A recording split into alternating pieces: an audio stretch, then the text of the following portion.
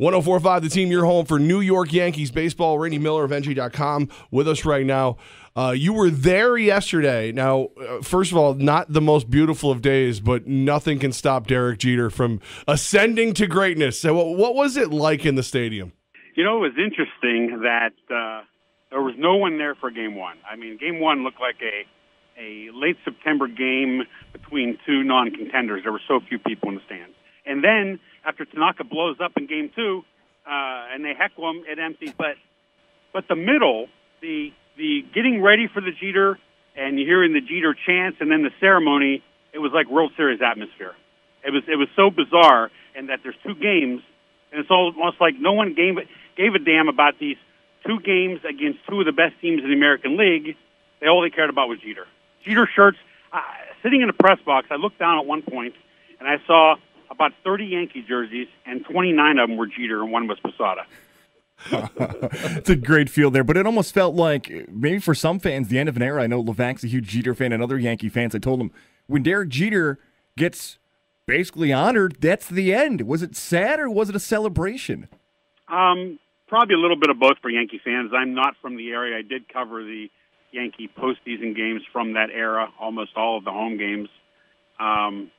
Yeah, it was a celebration of that era, the glory days, the 5 championships, the 3 in a row, and Jeter was the captain. He was the biggest star, so he was the last to go. And this is the end. When you look at that team, there were 5 players now have their numbers retired from that team, plus Corey, and this is the end. That you wouldn't know it from you were there. That the chants again, they were just like, it felt like it was 2001 World Series again. It was that loud, that crazy, and Jeter soaks up. And as always, he handles these things great. He's as classy as it gets. And I was trying to think from that era. He might be the best player. He wasn't the most talented. You look at Griffey and Bonds, but when you look at everything he brought, the total package, he may be number one.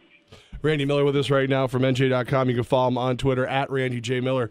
Randy, so you said it was almost like the air goes into the stadium for Jeter, comes back out after Jeter. Could that potentially be why they got off to such a slow start in the second game? I don't think so. It was just Tanaka had nothing last night, and that has to be a concern. He has not been the same this year, other than that one great outing at Fenway Park. He was terrible on opening day. His second start wasn't great. He's winning games. He's 5-2 because the offense has been so good. But it was Tanaka. Tanaka had no splitter, no curve. Slider was terrible, and it was 6 runs in the first inning, and it was pretty much over. You give the credit to the Yankees for fighting back and making it close at the end. But this was kind of a statement series to see where they are, because I think Houston's the best team in the American League, and the Yankees were lucky to get 1 out of 4. They could have been swept in that series. Girardi said after the game they were in 3 of the games. Well, I don't know that you could say last night they were in the game. They definitely could have lost all 4 of the games in this series. And to me, that was a statement that they're not the elite team that we've been seeing. You always hear the statement that you're never as good as you are when you're going great. You're never as bad as you are when you're going bad. And they're probably somewhere in the middle. They're better than we thought they're going to be this year, but I'm not sure that they're an elite team. All right, you say elite team. I agree with you. Houston looks to be the best team in the American League, but in that pecking order in the American League, are we talking maybe 2 teams better than the Yankees right now, 3 teams? Well, I think it's too early to tell. Baseball is a long, long, long season, and I just looked and see Toronto all of a sudden is getting hot, and people had them dead and buried, and if they get healthy, they're dangerous. They might have the best team in the division there in last place. Baltimore has been good, and I still think Boston is they're a sleeping giant. If Price comes back healthy, they have the most talent in the division. So there could be a few teams, and Cleveland's very good too. So when I look at the AL, I think the Yankees may be 5th, 6th best team in the AL. Not terribly bad. I mean, I can almost live with that, considering what we were told to expect going into the year. Randy Miller with us, NJ.com, covers the Yankees. So when you put the Yankees there, how much can they benefit from the return of potentially Greg Bird and Aroldis Chapman, or do you think they will return this year? I think they both will return. Chapman is out for a month with his rotator cuff inflammation, at least a month. And you never know when those injuries pop up. Sometimes they do. Often those injuries do lead to surgery. And the bullpen is much, much weaker with Betances closing. And I love Betances, but he's a better setup man. And he's having issues with walks. Nobody's hitting him other than last night. He gave up a couple hits, but he's having some issues with walks. I like him as the eighth guy. I love Clifford as the seventh guy. And now you move everybody up into different positions. So for this next month, it's going to be interesting. Greg Bird, I don't know what to expect from Greg Bird. He was incredible in spring training. When you looked at him in spring training, I thought this guy's going to have a 30-home run season.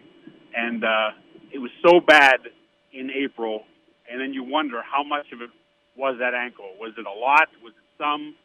He can still salvage the season, but that has to be a concern there, too, as is Tanaka. And I'm not sure we're going to see – I like Sanchez, don't get me wrong, but I'm not sure we're ever going to see Sanchez be what he was last August. I mean, that was just too much to ask for. The August, September, 20 homers in 53 games. When you look at his minor league stats, there's nothing that ever jumps out like that. The guy had 10 homers in like 100 games in AAA last year. Very good power, very good defensive catcher, very good young prospect, one of the best young catchers in the game.